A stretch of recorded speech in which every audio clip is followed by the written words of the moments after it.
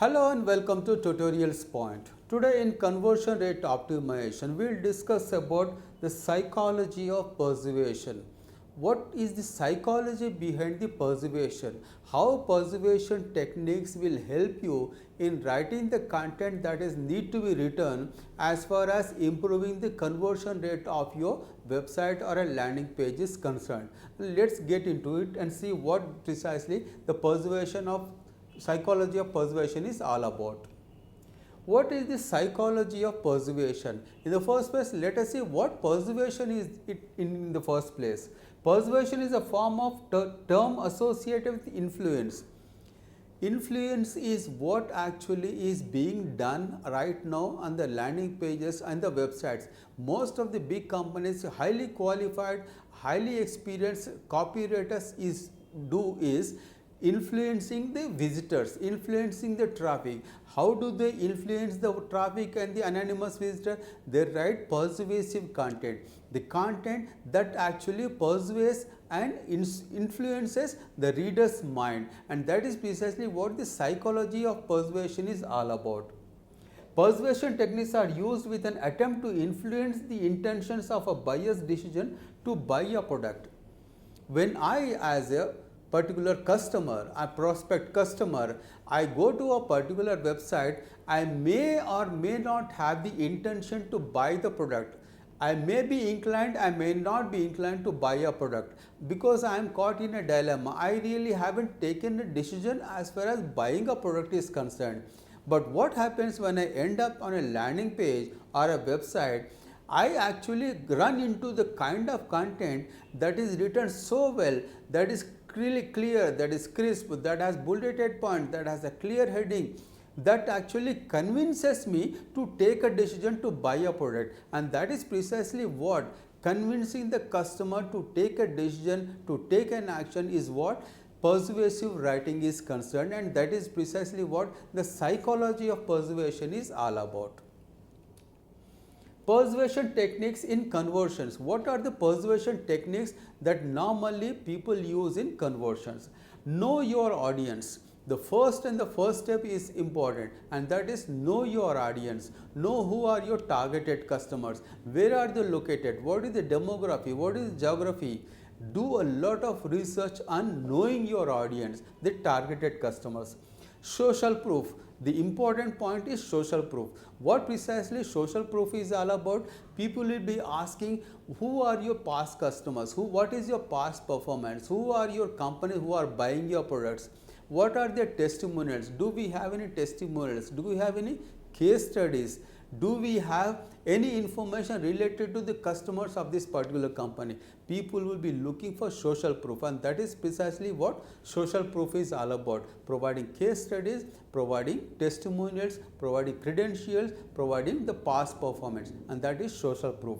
Foot in the door. This is another technique that normally people use. Foot in the door precisely means is you actually step into a particular customer and you put your foot in the door and say, this is my small request, this is actually what I am trying to sell, this is what the product that I have got, these are the features, these are the benefits. You start at a small level, then you actually grow and do a lot of business with them. That is precisely what foot in the door is all about. The second is door on the face.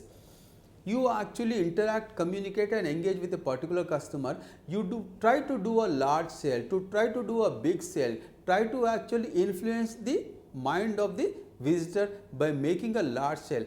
They will be slamming the door on you, and that is precisely what door on the face is all about. Again what you do is, there is a possibility, then you start at a low level and you sell a kind of a product which doesn't have much sales, and that is precisely what door on the face is all about.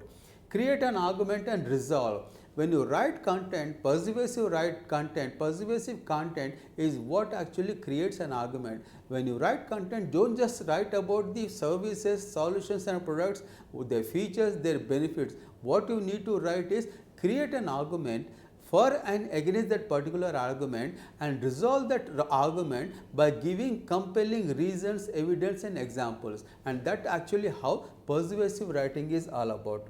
Give a reason. give particular reason why I should buy that product. What is in for me? That is the first and foremost point that the user may ask. Give a reason how and why buying a particular product or taking an action will help them in so and so things. That is extremely important.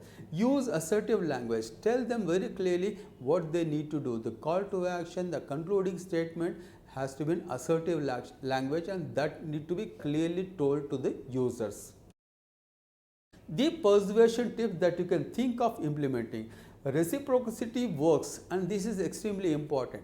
Let us say, for example, I have a particular product, a software or a tool that I am selling online. What I do is, before actually selling that, I have a database of the users, or I am actually making people to subscribe to my email ID list, the email ID database.